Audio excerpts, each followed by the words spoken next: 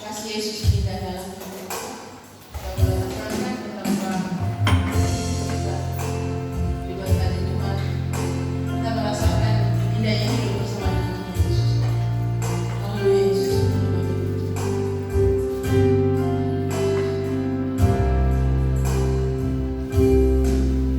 Kasih Yesus indah dalam hidup, menghiasi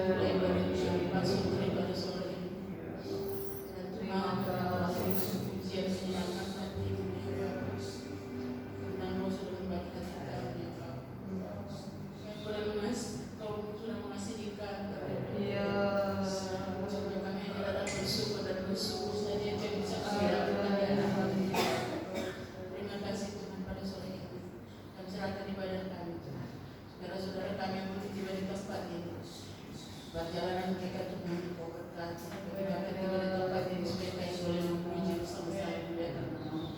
Terima kasih Tuhan karena mulai ibadah kami dari awal pertama sampai akhirnya Tuhan kami serahkan dalam kasih-Mu.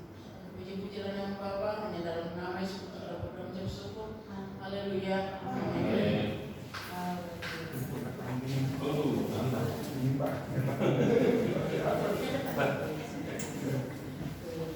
Puji Tuhan, kita akan kembali dengan pujian.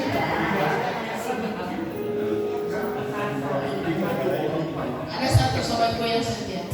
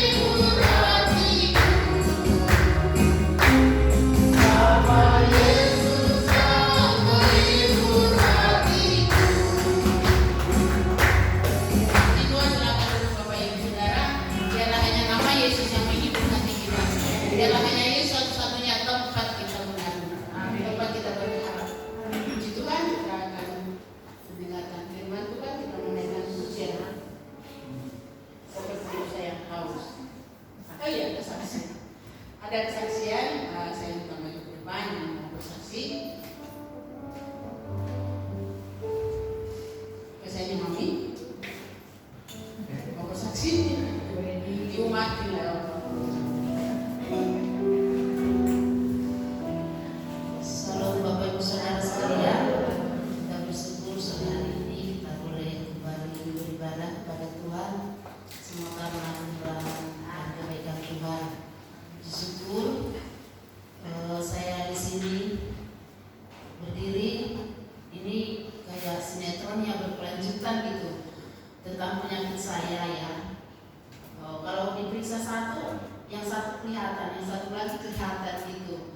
Tapi yang puji Tuhan saya hanya berserah pada Yesus karena di tanggal hari Senin kemarin saya kontrol lagi udah 2 minggu berturut-turut karena dari Budi Opcin kemarin di USD lagi di rumah sakit kota katanya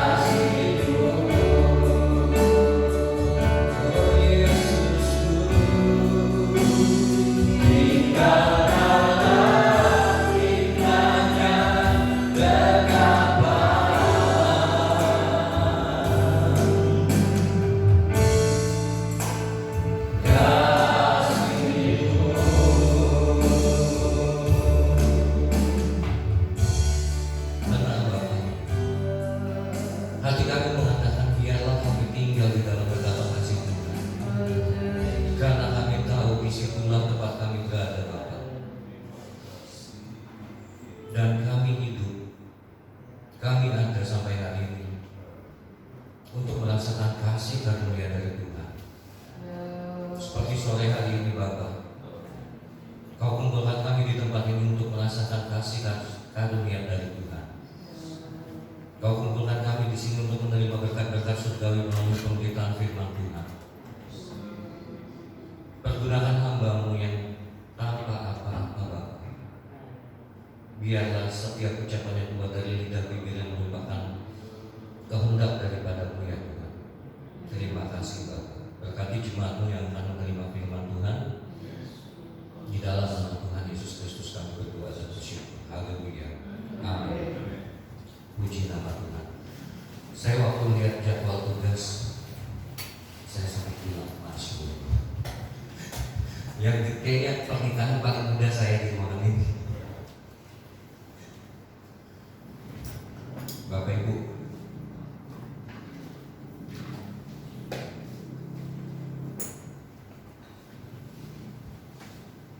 selama kita berapa tahun sih?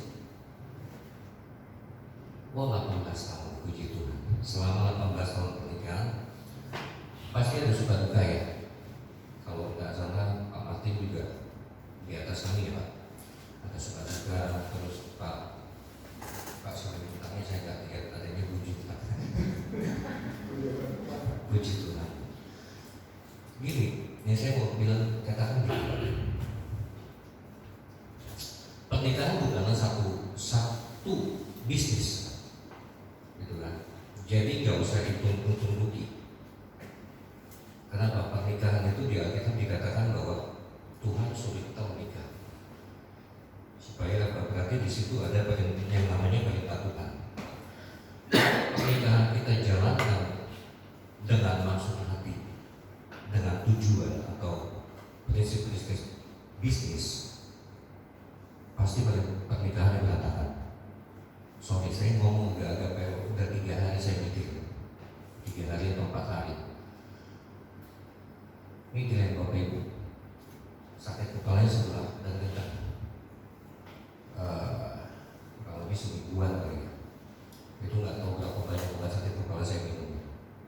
Sampai gue telepon kalau diminum khasiatnya cuma 1-2 jam. Habis itu sakit lagi. Jadi pernikahan yang menurut Alkitab kasih tahu adalah jalankan itu dengan rasa bersyukur dan ada dari hatinya bahwa ini adalah ibadah dari Tuhan. Yuk kita buka Alkitab kita. Yakobus pasal yang keempat ayat yang pertama.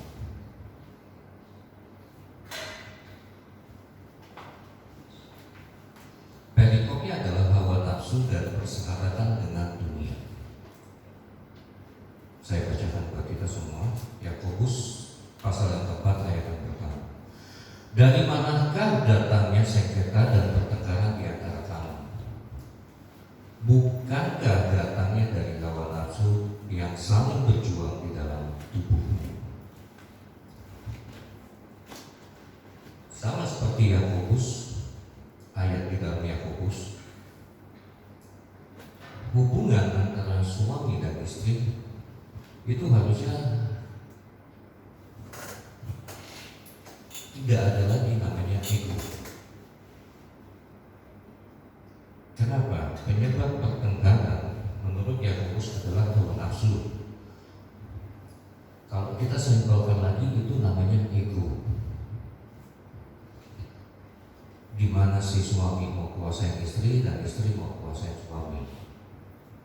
Dan di zaman sekarang ini di mana media sosial itu udah kencang sekali, itu banyak sekali contoh-contoh yang istri tidak menghargai suami, terus suami juga tidak menghargai istri. Betul nggak? Betul ya. Banyak di TikTok tuh yang suaminya sampai dibilang, istrinya bilang ke suami, kalau kamu sampai keluar dari pintu itu, lihat aja nanti. Ujung-ujungnya suaminya nggak jalan keluar kan, dia ngesot. Terus ada lagi yang suaminya mau mancing, nggak dikasih sampai terbawa sampai mimpi. Terus tadi pagi yang lebih parah saya lihat suaminya minta snack lagi nonton, terus tahu istrinya lempar dari jauh. Itu yang istri, yang suami juga banyak. Kemarin saya lihat video viral yang suami istrinya digorok di tengah jalan. Ada bapak ibu lihat? Kayaknya ribut sama istrinya sampai digorok tengah jalan karena mulai video itu kuping istrinya udah terpotong oleh parah. Amsal itu mengatakan istri yang cakap adalah mahkota bagi suami, tetapi istri yang tidak cakap berarti membawa madu. Amsal mengatakan seperti itu. Saya bilang bukan cuma penilaian terhadap istri, tapi juga penilaian terhadap suami. Suami yang cakap adalah teladan bagi rumah tangganya, imam yang sempurna bagi rumah tangganya. Tetapi suami yang tidak cakap membawa kerusakan bagi rumah tangga. Amin. Kenapa? Kalau paling enak sebenarnya ngomongin tentang Amsal. Ayat yang tadi. Istri yang cakap adalah mahkota bagi suami. Kenapa bisa seperti itu? Atau suami yang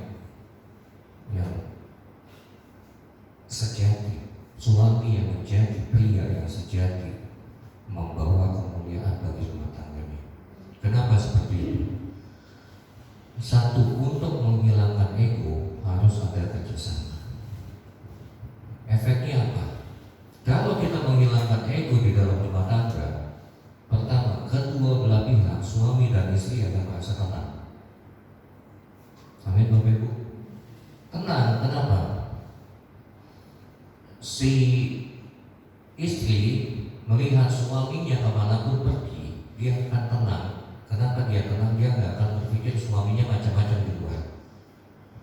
Suaminya kerja pun dia akan tenang. Dia akan pikir suaminya nggak akan macam, istrinya nggak akan macam-macam juga di rumah. Semua kerjaan rumah tangga beres. Yang si istri mikir suaminya kerja itu pasti bawa uang pulang. Itu kan? Itu yang pertama, ada ketenangan di dalam rumah tangga. Yang kedua, suami dan istri berfungsi sebagaimana mestinya. Artinya apa? Kalau suaminya itu bisa mengandalkan istri sebagai backup data di rumah.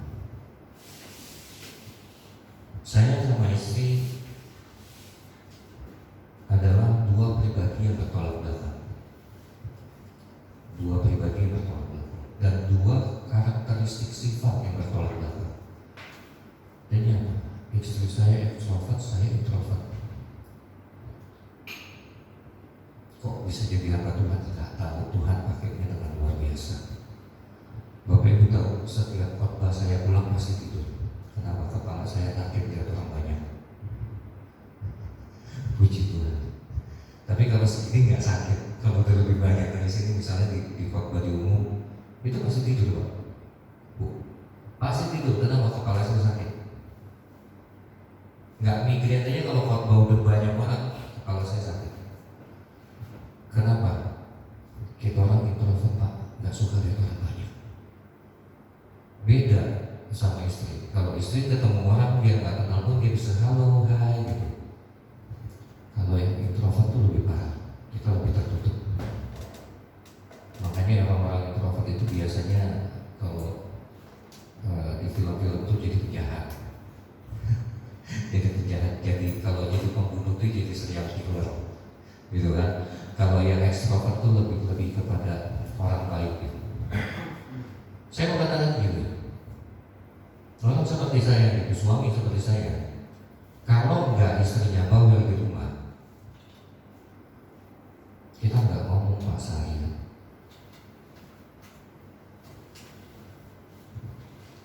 Salah satu karakteristik orang introvert itu kita malas ngomong, Pak. Jadi saya kalau misalnya istri nggak tegur pun bisa nggak ngomong sama dia satu hari. Besok tadi tegur lagi bisa nggak ngomong juga satu hari. Nggak 3 hari kita nggak ngomong Pak. Kalau suami dan istri, kalau saya dapat tipikal istri yang introvert juga, ya udah seminggu kita nggak ngomong, kita nggak akan bicara selama 1 minggu. Karena ada salah satu teman kantor saya cewek introvert juga. Kalau kita lagi kerja berdua berpasangan, saya sama dia, selama jam kerja 5 jam ini kita nggak ngomong. Dan adik saya yang almarhum juga tipikalnya introvert. Kenapa saya bilang saya bisa tahan 1 minggu nggak ngomong? Karena di rumah sebelum saya nikah pun saya kadang-kadang begitu. Jadi kalau mama saya nggak ngajak ngomong pun saya nggak akan jawab. Kenapa? Adik saya kebetulan yang dekat sama saya juga tipikal introvert. Jadi kalau sudah di rumah, ya udah bisa nggak ngomong gitu orang. Ketemu biasa, nonton TV bareng, tapi nggak ngomong, nggak perlu ngomong apa-apa. Jadi mama saya orangnya extrovert, dia agak bawel, dia selalu tanya, lu mau makan apa? Baru jawab, makan ini mah. Terus diem lagi. Ketika orang introvert, makanya kita orang introvert itu butuh orang-orang extrovert buat backup data. Nanti ya Bapak Ibu ya, saya bilang buat backup data. Kenapa? Kadang saking diamnya saya lupa naruh barang di mana. Nah itu selalu saya tanya ke istri. Bayangkan kalau misalnya ego ini gak hilang gitu. Ego ini gak hilang. Selalu berasa bahwa oh istri ini adalah bawahan. Gitu kan. Istri ini selalu berasa bahwa istrinya adalah bawahan. Itu akan ribut terus Pak di rumah. Terutama waktu kita berbicara tentang ada fungsi suami dan fungsi istri di rumah. Kayak kemarin, saya sebenarnya agak kesal juga sama istri. Kenapa? Udah daftar dokter capek-capek. Yang saya tahu dokter itu selalu praktek jam 5 sore sampai jam 7 malam. Dia daftarin online, gak taunya di online itu ditulis dokter itu praktek jam 2 sampai jam 5. Dia kasih saya datanya jam 4:30. Saya datang ke rumah sakit, saya check up, dibilang dokternya sudah pulang. Puji Tuhan. Masalah bukan apa itu dokter gigi lagi perawatan akar, gara-gara sakit gigi sinus saya sebelah kiri nggak berhenti bocor. Puji Tuhan dokternya sudah pulang, ada lagi habis lebaran. Jadi kalau nggak bisa menghilangkan ego di dalam rumah tangga, yang pasti kekerasan pasti terjadi, baik verbal maupun fisik. Dan puji Tuhan 18 tahun pernikahan saya nggak pernah pukul istri. Mungkin orang-orang pikir lah suaminya gede tatoan segala macam, istrinya kecil dipukulin dulu. Enggak Pak, saya nggak pernah pukul istri. Tapi kalau istri pernah pukul saya tahu, saya simpan itu.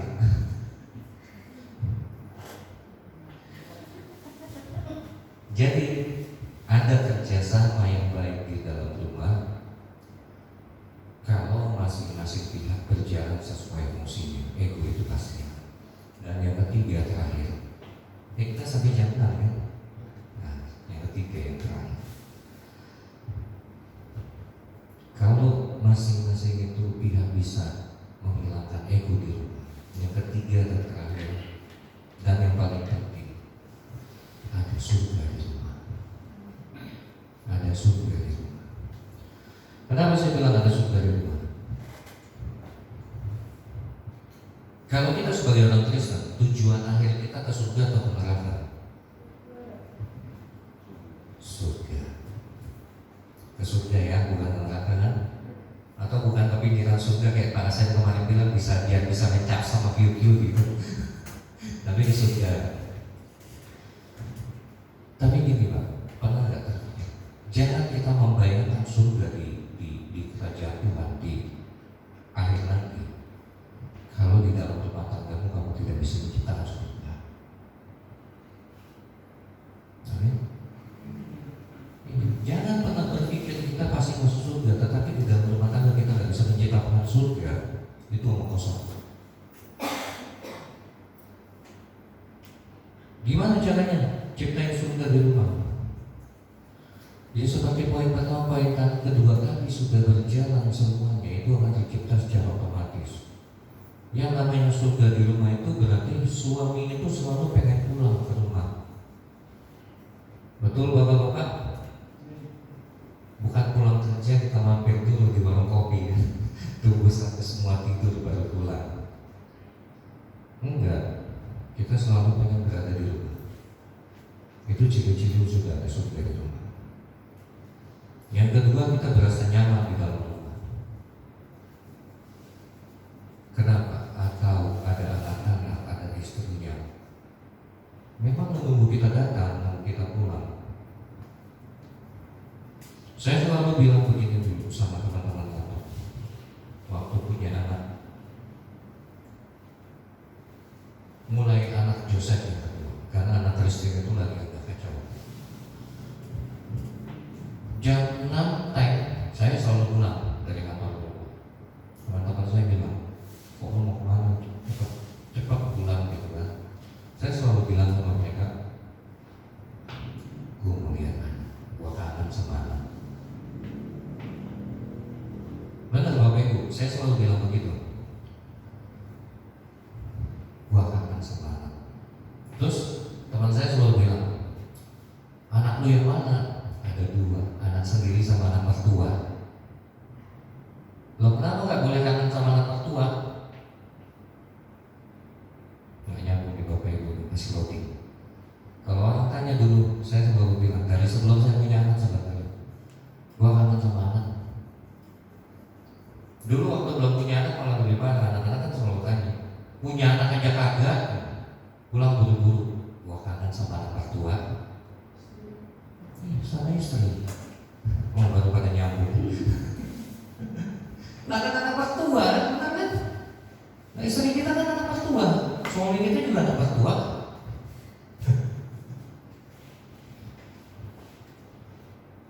Begitu Bapak Ibu. Dan saya berumah tangga, hilang yang namanya habit minum-minum di luar rumah. Salah, iya tahu. Tapi memang saya seorang peminum, bukan pemabuk ya, peminum. Jadi saya bawa pulang di rumah itu, saya stop ke diskotek, saya stop ke bar, saya minum di rumah. Kenapa tenang kalau minum di tempat istri?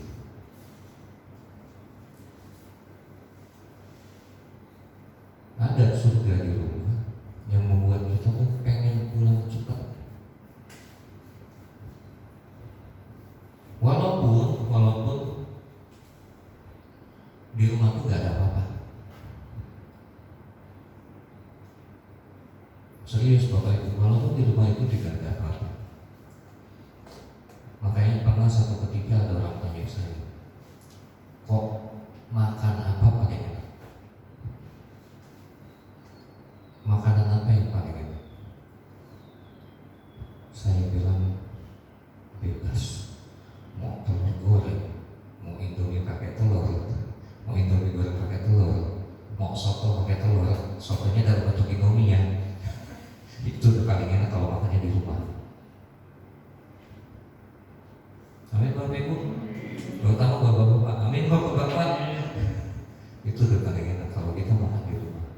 Mau cuma kata pakai telur ceplok pun udah paling enak. Kenapa? Kita tahu disitulah tempat kita berada. Disitulah surga kita berada. Dan terakhir penutup dan pulang. Karena nikah itu pada prinsipnya adalah ibadah dan bukan dijalankan dengan asas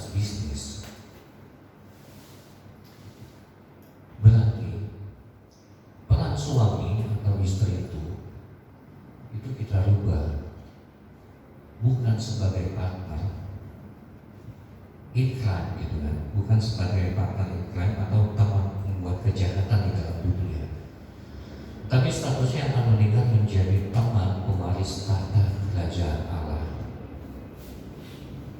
Kalau si suami atau si istri sudah bisa beranggapan bahwa pasangannya adalah teman atau rekan pewaris tahta kerajaan Allah, disitulah surga mulai tercipta di dalam rumah tangga kita.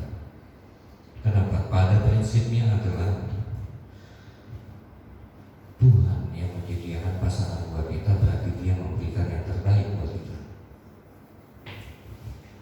Dan imani satu hal, segala sesuatu yang kita lakukan dengan pasangan hidup kita, Tuhan menyertai kita semua. Amin. Puji Tuhan. Kita tundukkan kepala berdoa.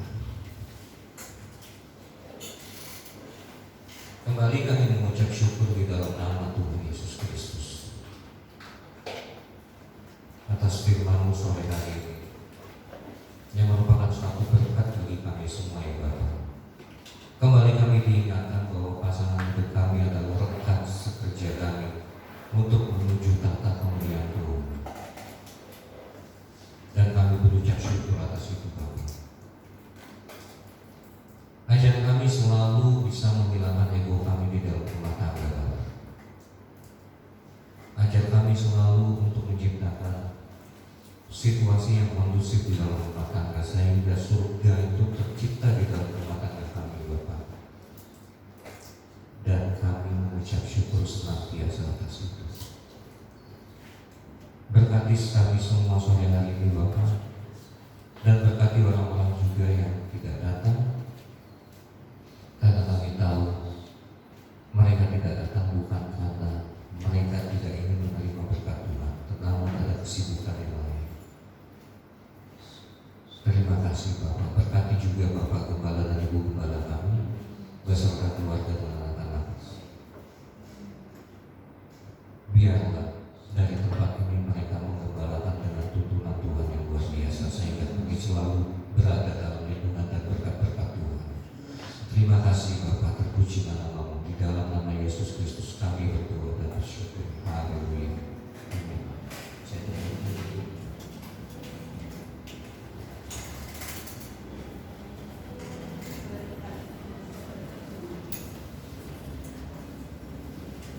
Puji Tuhan, terima kasih buat firman Tuhan yang kita dengar. Biarlah rumah tangga kita menjadi surga, rumah tangga keluarga kita ya. Kita akan memberikan persembahan. Ucapan ada.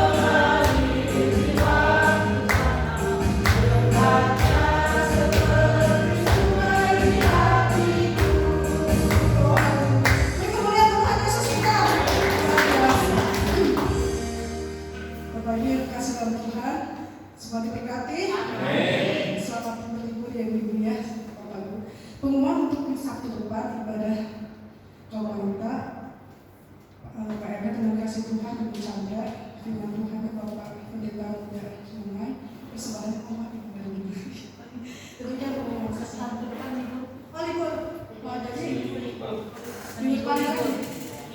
Ini buat jadwal minggu depan lagi. Oke. Haleluya, saya lagi minggu yang depan. Seminggu itu.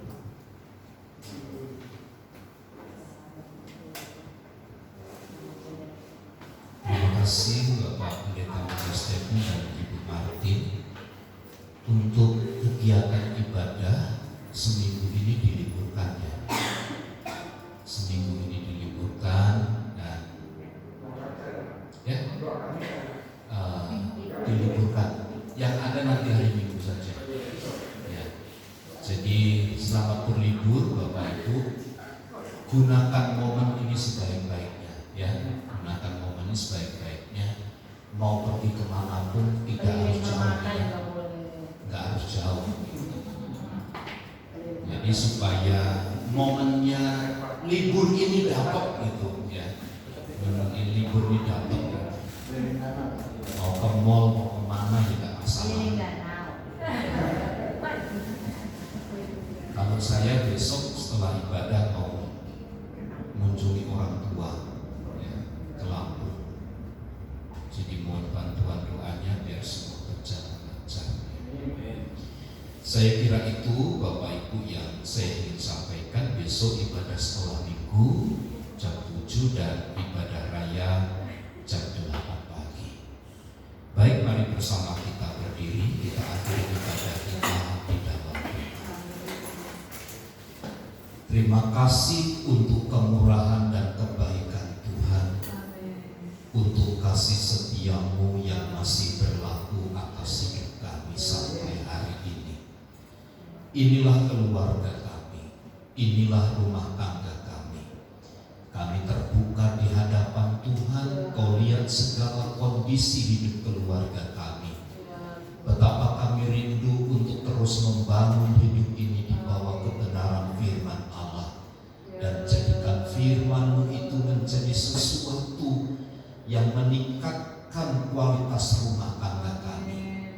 Hubungan kami sebagai suami dan istri semakin lagi bertambah baik, sehingga ada suasana surga di dalam rumah tangga keluarga kami. Kami pun turut merasakan bagi Ibu Simanjuntak yang sedang mengalami sakit. Apapun vonis dokter itu, kami tetap menaruh kepercayaan kepada Tuhan. Biarlah penyakit ini menjadi pengalaman pribadi untuk kami melihat Tuhan bekerja. Kau menyatakan kuasa dan mujizat. Kami berdoa dari tempat ini, Tuhan jamah bagian-bagian tubuh yang mengalami sakit dalam nama Yesus. Kuasa darah anak domba Allah mengalir atas tubuhnya, dan Tuhan memberi kesehatan, kekuatan yang baru. Berdoa bagi hamba-Mu Bapak Stephen, Tuhan juga pulihkan. Engkau yang menyempurnakan kesehatannya, Tuhan pakai dengan dahsyat, dengan luar biasa.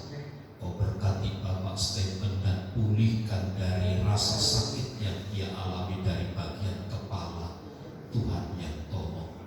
Dan setiap kami yang ada di dalam ruangan ini, beri sehat, beri kuat bagi kami.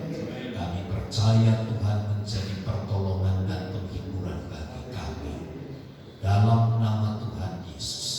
Mari saudaraku, angkat tanganmu dan terimalah berkat Tuhan. Tuhan memberkati dan melindungi engkau. Tuhan menyinari engkau dengan wajah-Nya dan memberi engkau kasih karunia. Tuhan menghadapkan wajah-Nya kepadamu dan memberi engkau damai sejahtera. Kiranya kasih karunia dari Allah Bapa, cinta dan kasih sayang dari Tuhan Yesus Kristus, persekutuan penghiburan dan kekuatan dari Allah Roh Kudus yang menyertai dan memberkati hidup kita saat ini dan sampai selama-lamanya. Kami terima berkat Tuhan di dalam nama Tuhan Yesus Kristus. Kita semua yang percaya dan diberkati bersama katakan amin.